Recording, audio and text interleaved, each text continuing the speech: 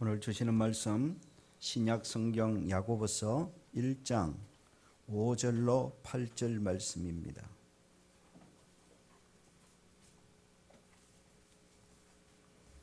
야고보서 1장 5절로 8절 말씀.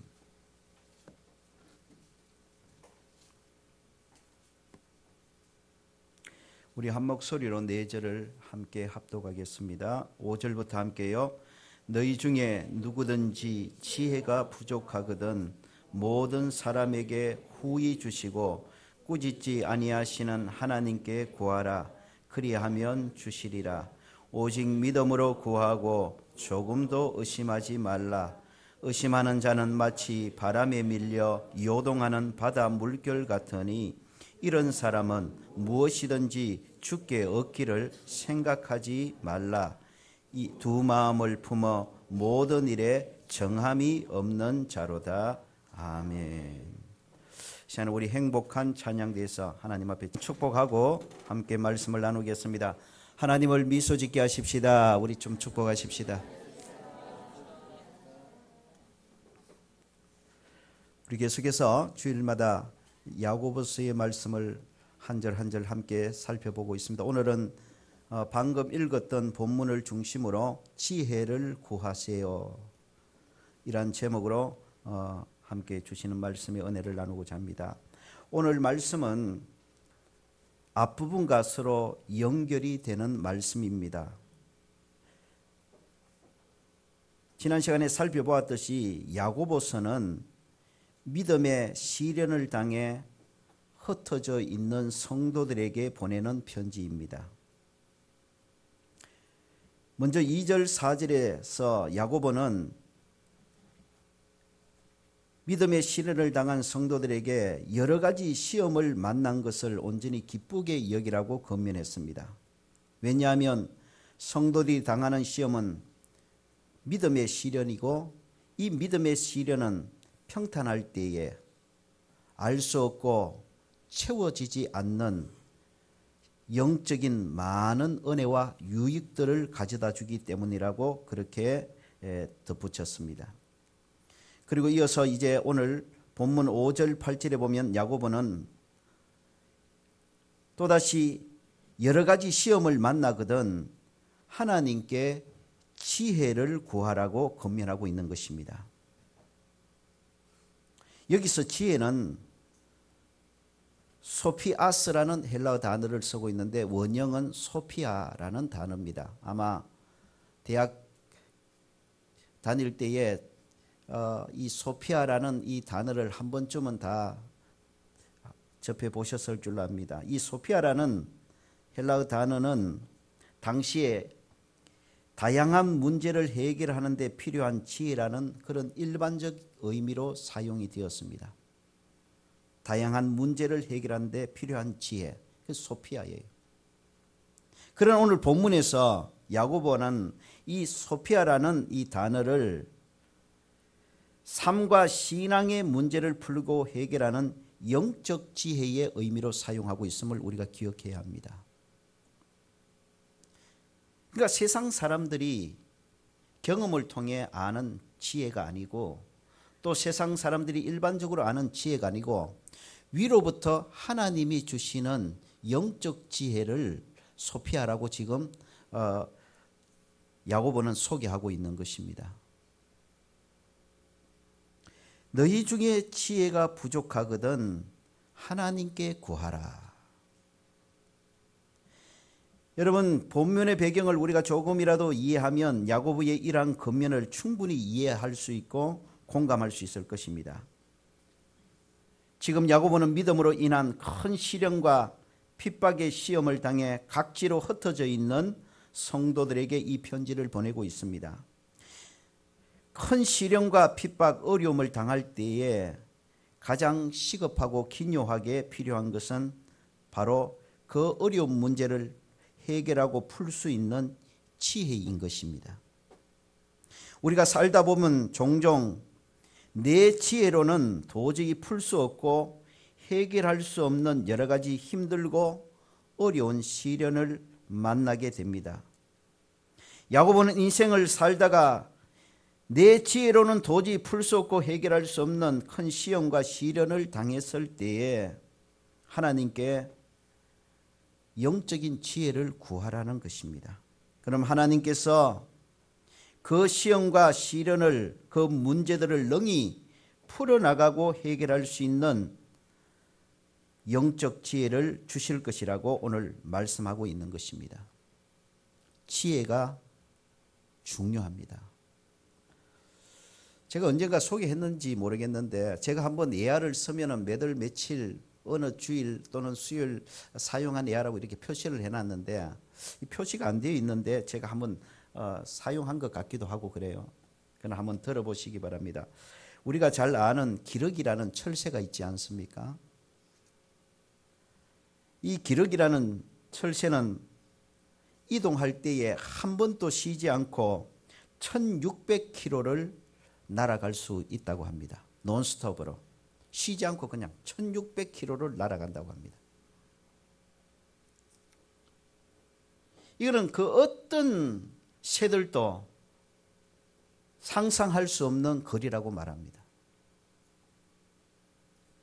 기러기가 이렇게 한 번에 1600km나 되는 먼 거리를 쉬지 않고 날아갈 수 있는 것은 기러기가 다른 새들보다 더 힘이 있기 때문이 아닙니다. 그리고 기러기의 날개가 다른 새들과는 달리 특수한 그런 날개이기 때문도 아니랍니다.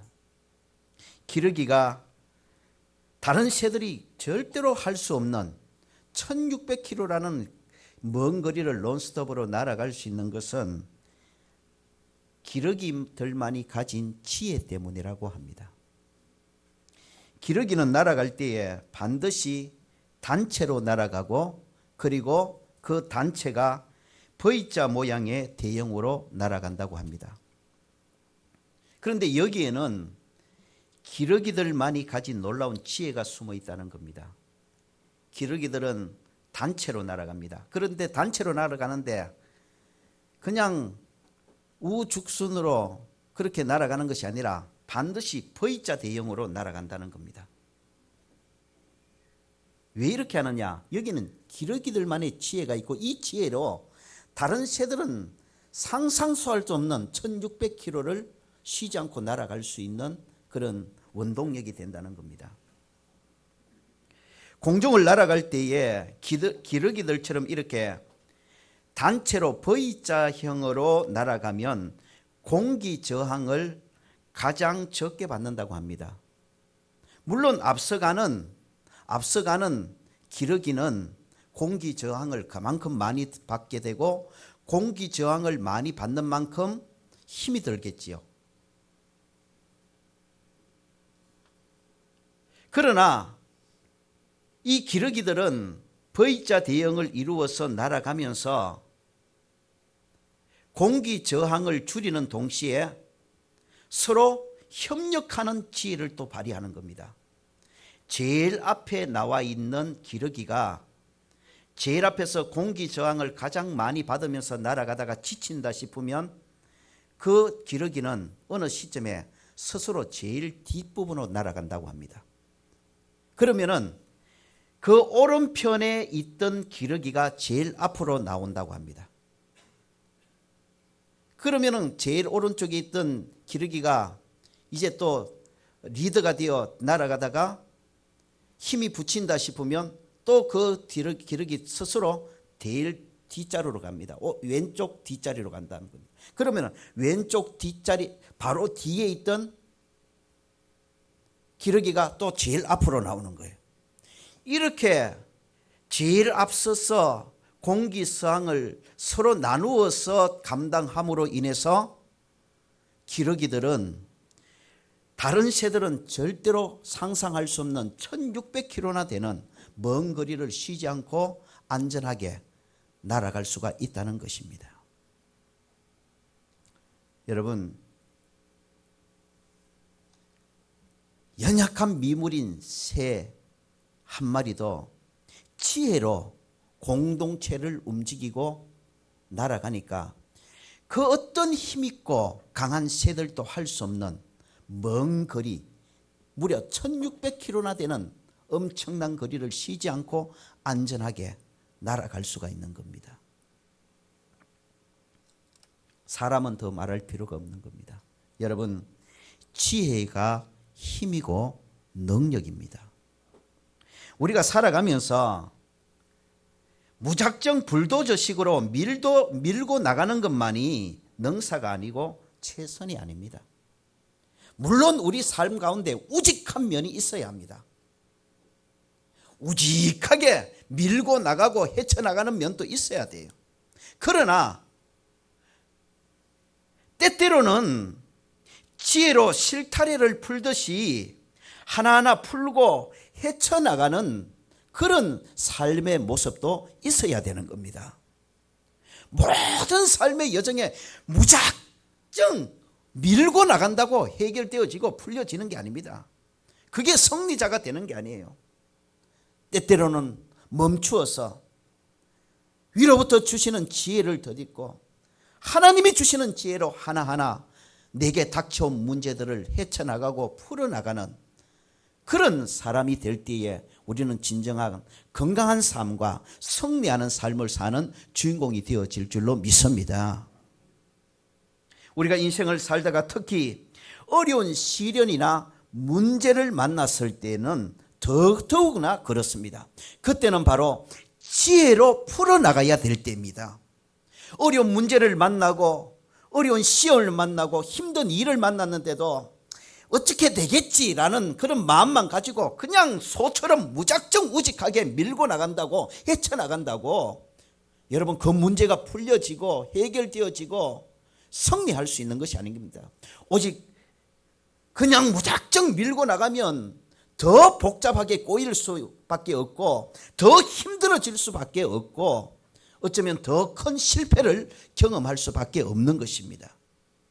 그러므로 우리 인생을 살다가 특히 예기치 못했던 어려운 문제를 만나거나 시련을 만나거나 시험을 만났을 때는 지혜로 풀어나가야 될 때임을 여러분 깨닫고 그 내 지혜로 풀어나갈 수 있는 일들이 너무나 적지 않습니까? 또 여러분 우리가 정작 어려운 시험을 당하고 문제를 만나보십시오. 내 지혜의 한계를 느낍니다. 내 지혜로 풀 수 있는 일들보다 풀 수 없고 해결할 수 없는 일들이 더 많아요. 그래서 우리는 좌절하고 낙심하기도 하지요.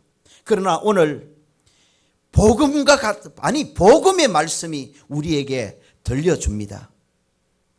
우리가 인생을 살다가 특히 인생의 어려운 시련과 시험을 만났을 때 문제를 만났을 때 그래서 내 힘과 내 지혜로 도저히 풀 수 없어서 낙심되어지고 실망되어지고 이제 끝났다는 위기를 느낄 때에 적어도 하나님의 자녀된 그리스도인들은 그런 시련 가운데 낙심하지 말고 포기하지 말고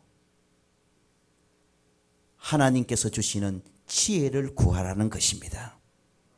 그러면 하나님께서 지혜를 주실 것이고 하나님께서 주시는 지혜를 받으면 인생의 그 어떤 난제를 만난다 할지라도 넉넉히 풀어나가고 헤쳐나가고 승리하는 삶을 살 수 있을 것이라고 오늘 말씀하고 있는 것입니다.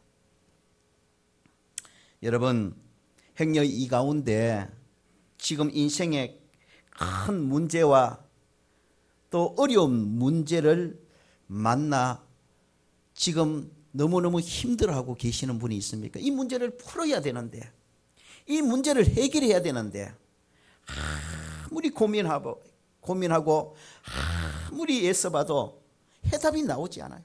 도대체 어디서 어떻게 풀어야 될지 어디서 어떻게 해결해 나가야 될지 암담한 인생의 문제를 만나서 힘들어하고 지금 낙심하고 당황하고 있는 분이 있습니까? 여러분을 축복합니다. 내 힘으로 내 지혜로 풀 수 없는 인생의 문제를 만났을 때에 하나님께 지혜를 구하시기를 축복합니다.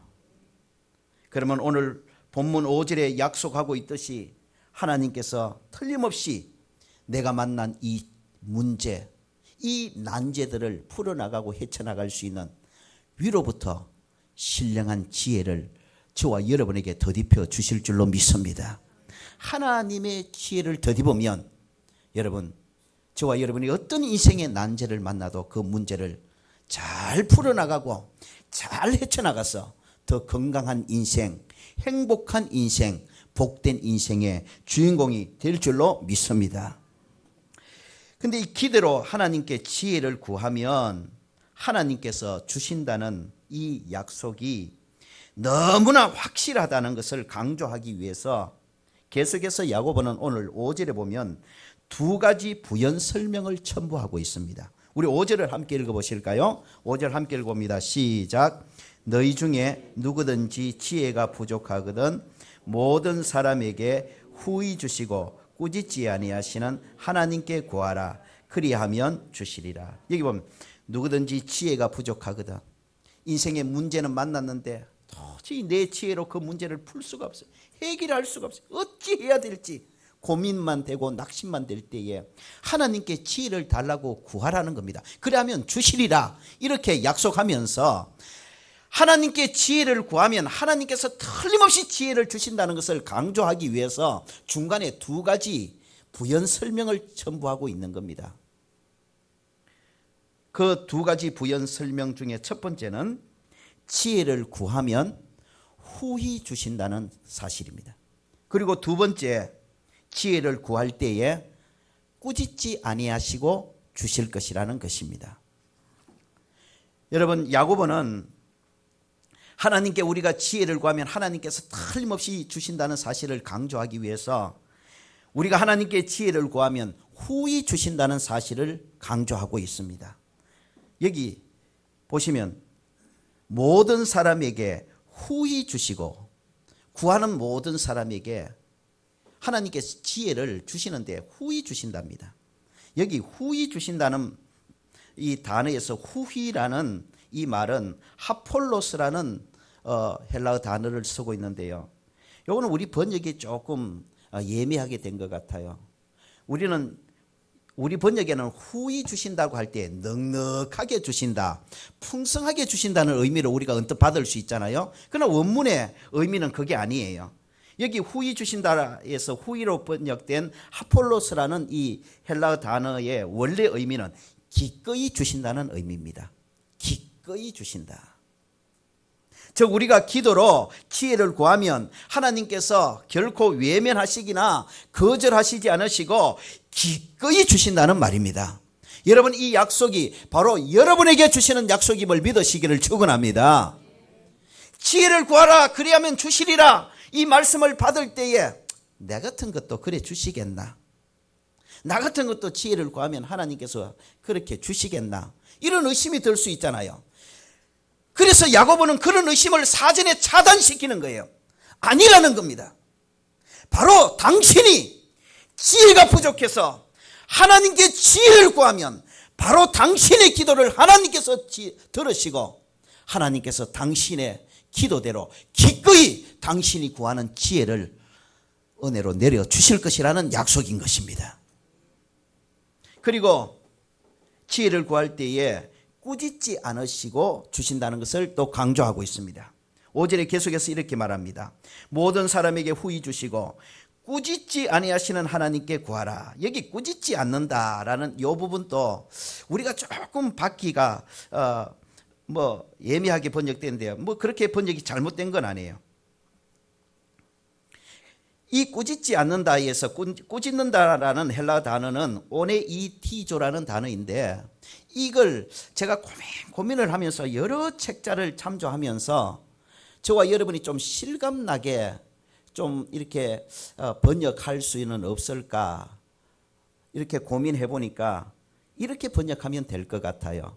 귀찮아하지 않으신다. 받아주시다. 귀찮아하지 않으신다. 하나님께 우리가 지혜를 구합니다. 그런데 우리가 인생을 살아가다 보면 딱 한 번 지혜를 구해서 딱 한 번 지혜를 받으면 그 하나의 지혜로 우리 인생의 문제를 다 풀 수 있는 건 아니잖아요. 왜요? 우리가 경험하는 인생의 문제들의 유형이 다 다르니까요. 오늘 이런 문제를 당했다면 내일은 또 다른 문제를 당해요. 오늘은 자식의 문제를 당했다면 내일은 물질의 문제를 당할 수 있어요. 오늘은 가정 안의 문제를 당할 수 있다면 내일은 교회 안의 문제를 경험할 수 있잖아요. 오늘은 개인적인 문제를 당할 수 있다면 내일은 공동체의 문제를 당할 수 있어요. 우리가 인생을 살아가면서 당하는 문제의 유형이 다 다르다고요. 여러분 다 느끼잖아요.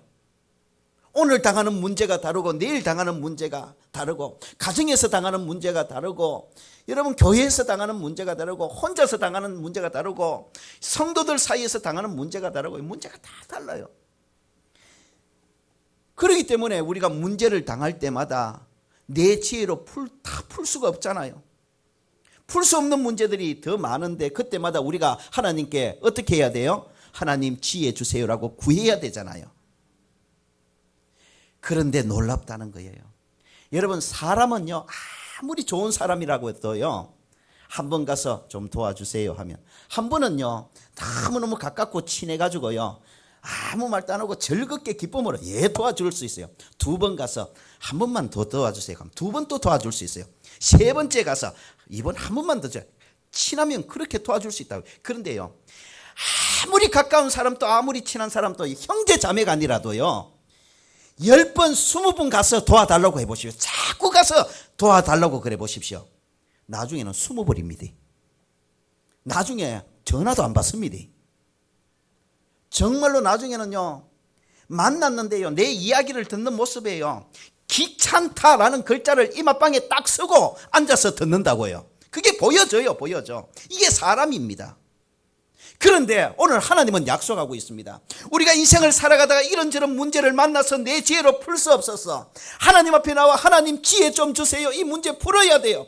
이 문제 풀 수 있는 지혜 주세요. 하나님께 오늘도 구하고 내일도 구하고 한 번 구하고 10번 구하고 20번을 구해도 하나님은 귀찮아하지 않으시고 우리가 지혜 구할 때마다 기꺼이 주신다 이 말입니다.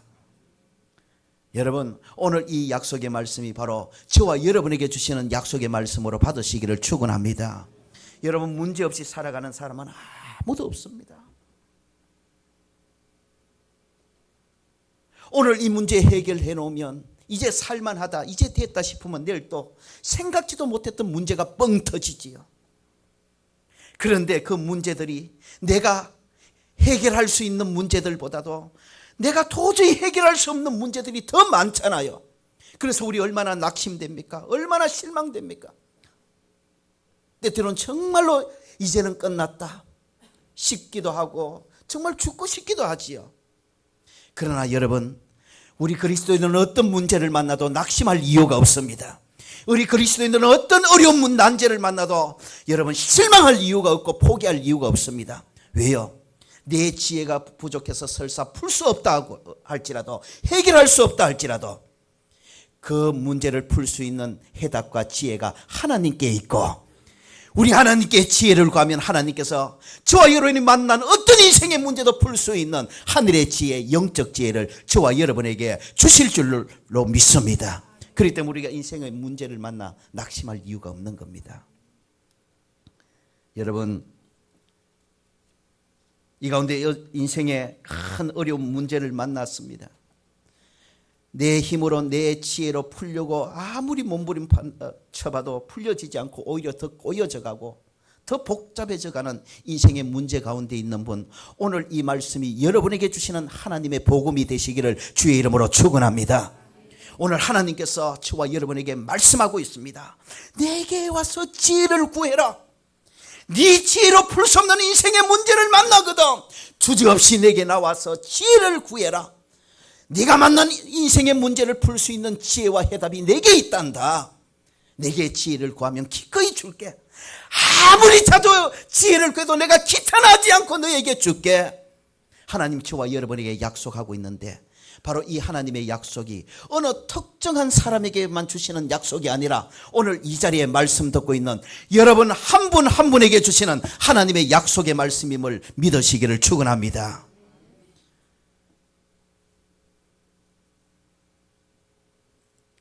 믿고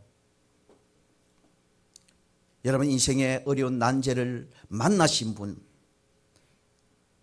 실망 가운데 낙심 가운데 있는 분, 다시 오늘 말씀이 소망이 되고 힘이 되고 저와 여러분 이 약속의 말씀을 붙들고 하나님 옆에 엎드려 지금까지 풀리지 않는 이 난제들을 풀 수 있는 하나님이 가지신 지혜를 믿음으로 구하는 그런 은혜가 있기를 주의 이름으로 축원합니다.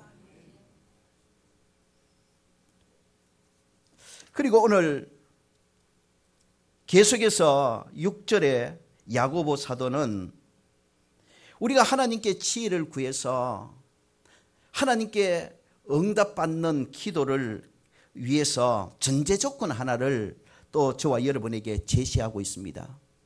우리가 하나님께 지혜를 구해서 우리가 기도한 대로 하나님께 지혜를 응답으로 받는 기도 생활을 위해서 이거 하나만큼은 분명히 알아라는 것입니다. 우리 6절을 함께 읽어보실까요? 6절 함께 읽어봅니다. 시작. 오직 믿음으로 구하고 조금도 의심하지 말라. 의심하는 자는 마치 바람에 밀려 요동하는 바다 물결 같으니 7절요. 이런 사람은 무엇이든지 주께 얻기를 생각하지도 말라 그랬습니다.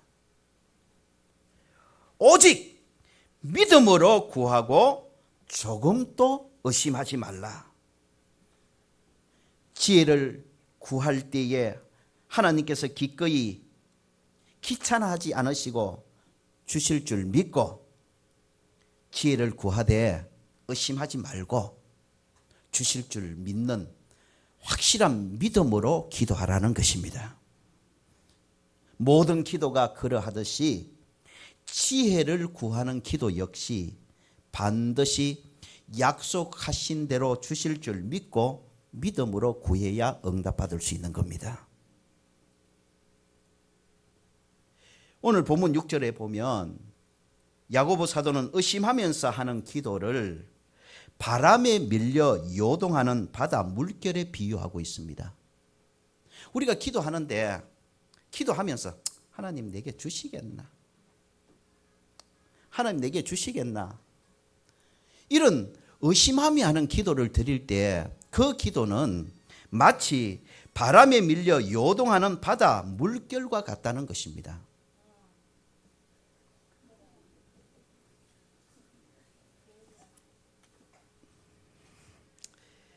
의심하는 기도를 바람에 밀려 요동하는 바다 물결에 비유하는 것은 두 가지 의미를 담고 있습니다.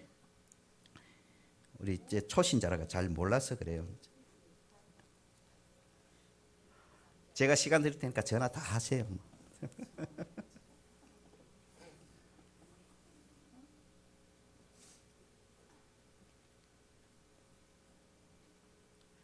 여러분 여기에 의심하며 하는 기도를 바람에 밀려 요동하는 바다 물결에 비유하는 것은 의심하며 하는 기도의 특징을 말하고 있습니다. 그 특징은 바로 변덕이 심하다는 겁니다. 여러분 기도를 하되 내가 의심하며 하는 기도하고 있는지 그런 기도 생활을 하고 있지 않은지 여러분 자신을 한번 점검해 보십시오. 기도를 열심히 하는 것과 의심하며 하는 기도하는 것은 우리가 좀 구분해야 돼요. 기도를 많이 하는 것도 중요하지만 우리가 믿음으로 기도해야 되는 거예요. 아무리 많이 기도해도 의심하며 하는 기도는 아무런 의미가 없기 때문에 그런 거예요. 그럼 의심하며 하는 기도가 어떤 기도냐? 의심하며 하는 기도에는 어떤 특징이 있느냐? 변덕이 굉장히 심하다는 겁니다. 여러분 바다를 보십시오. 잔잔하다 싶으면 어느 순간부터 금세 파도가 일기 시작합니다. 막 파도가 이는가 싶으면 또 어느 순간부터 잔잔해집니다. 변덕이 심한 곳이 바다입니다. 의심하는 기도도 마찬가지라는 겁니다. 바다 물결과 같다. 조금 전까지 믿습니다 믿습니다 큰 소리치며 기도하더니 금세 일어서면서 하는 말이 하나님이 내 기도 들으시겠나? 그게 의심하는 기도라는 거예요. 아니 믿습니다 믿습니다 그럴 때는 언제고 또 일어나자 맞아 하나님이 내 기도 들으시겠느냐는 것은 무슨 말이냐는 겁니다. 이게 변덕이 죽을 듯 한다는 거예요. 또 의심하며 하는 기도를 바람에 밀려 요동하는 바다 물결에 비유하는 것은 의심하는 기도하게 되는 주 요인이 바로 외부에 있다는 것을 말하고 있는 겁니다. 바람에 밀려 요동하는 바다 물결 같다. 무슨 말입니까? 우리가 잘 알죠. 바다에 물결이 이는 이유가 뭡니까? 바람 때문이죠. 바람이 세게 치면 파도가 더 크게 일어나고, 바람이 그만큼 잔잔해지면 바다 물결도 잔잔해지는 거죠. 바다에 물결이 일고 파도가 이는 주 요인은 바람이고, 그 파도의 강도의 여부는 바람에 의해서 결정되어지는 것, 상식이지 않습니까? 그러니까 바람에 밀려 요동하는 바다 물결 같다는 말은 바다의 파도가 바람에 의해서 좌우되어지듯이, 왜 기도하면서 의심하는 기도를 하느냐? 바람 때문이라는 겁니다. 바람을 보기 때문에. 문제의 바람 말입니다. 내가 당한, 내가 처해 있는 환경의 바람, 문제의 바람을 바라보면 우리는 의심하는 기도할 수밖에 없어요. 막 믿습니다. 기도합니다. 기도하고 눈 뜨고 가만히 보니까 지금 내가 처한 상황이 죽을 지경이라. 그러니까 내가 처한 상황을 봐보니까 금세까지는 살 줄 믿습니다, 살려주실 줄 믿습니다 했는데, 눈 뜨고 내가 처한 상황을 딱 보니까 죽을 지경이니까, 죽을 지경인 환경이라는 바람을 딱 보는 순간 내 마음속에 뭐가 들어와요? 의심이 돌아버리는 거예요. 아이고, 이런 환경인데 내가 살겠나, 되겠나? 그러므로 우리가 의심하는 기도, 이 기도를 물리치고 믿음으로 온전히 하나님만 바라보고 기도하여 응답받는 기도를 드리기 위해서 기도할 때 가장 중요한 것은 하나님만 바라보는 훈련입니다. 여러분, 그렇게 해서는 안 되지만 우리가 기도라는 의미 안에는 단순히 내가 필요한 어떤 것을 구해서 얻는다는 그런 의미도 있지만, 사실은 기도라는 의미 안에는 하나님과의 교제라는 더 중요하고도 근본적인 의미가 있지요. 그래서 특별히 내게 필요한 것이 없어도 사랑하는 사람들이 서로 대화하고 서로를 깊이 누리듯이, 느끼듯이, 여러분, 기도는 사실은 특별히 내가 구할 것이 없어도, 필요한 것이 없어도 하나님과 교제 차원에서 해야 되는 게 기도입니다. 그런데 100번 양보해서 오늘 기도라는 의미가 많은 성도들에게 어떻게 각인되고 있습니까? 필요할 때 내가 필요한 것을 구하는 도구, 기도라고 생각하죠. 예, 좋습니다. 그런 차원에서만 우리 기도를 한번 이야기해 보십시다. 여러분, 내가 필요한 것을 구하는 것이 기도인데, 내가 필요한 것을 구한다는 그 의미 안에는 여러분, 우리 인생이 만만치 않다는 그런 의미가 담겨 있는 거예요. 그래서 하나님께서 기도라는 도구를 그렇게 쓰시기도 하죠. 영적으로 게을러지고 신앙이 나태해지면 하나님께서 문제를 빵 주시죠. 그 문제가 뭐가 됩니까? 기도 제목이 되는 거죠. 그러니까 오늘날 성도들이 기도를 하는 모습 그 자체가 무엇을 전제하고 있느냐 하면 지금 많은 문제를 가지고 있다는 거예요. 물론 성도들 가운데는 문제가 있어도 기도 안 하는 그런 사람들도 종종 있어요. 죽으라고 기도 안 합니다. 막 죽을 지경인데도 별짓을 다 하면서도 기도는 안 해요. 막 그런 사람은 이야기하지 마십시다.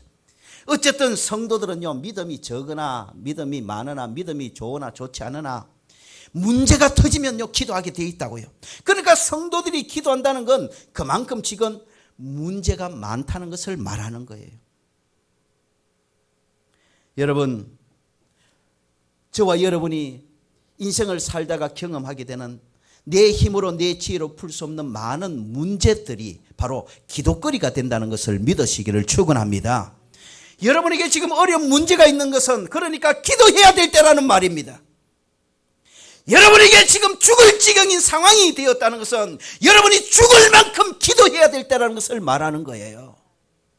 그러면 하나님께서 그 문제들을 해결하고 풀 수 있는 지혜와 능력을 주시는 거예요. 우리는 그 맛에 살아가는 자들이라고요. 바로 내가 인생의 문제를 피할 수 없지만은, 인생의 문제를 만나서 내 힘으로 해결할 수 없고 내 지혜로 해결할 수 없어 너무너무 힘든 상황에 빠질 수밖에 없을 때에 그 문제를 해결할 수 있는 능력과 지혜를 가지신 하나님께 구해서 하나님께서 풀어주시고 하나님께서 해결해 주시는 그 은혜 가운데서 살아가는 자들이 바로 예수쟁이들이란 말입니다. 여러분, 문제 아무것도 없는 분 손 한번 들어보십시오. 그것은 바꾸어서 말하면 여러분은 기도하셔야 될 사람들입니다. 여러분이 가지신 문제, 여러분의 지혜로 다 풀 수 있다고 장담하시는 분 손 들어보십시오. 기도 안 해도 됩니다.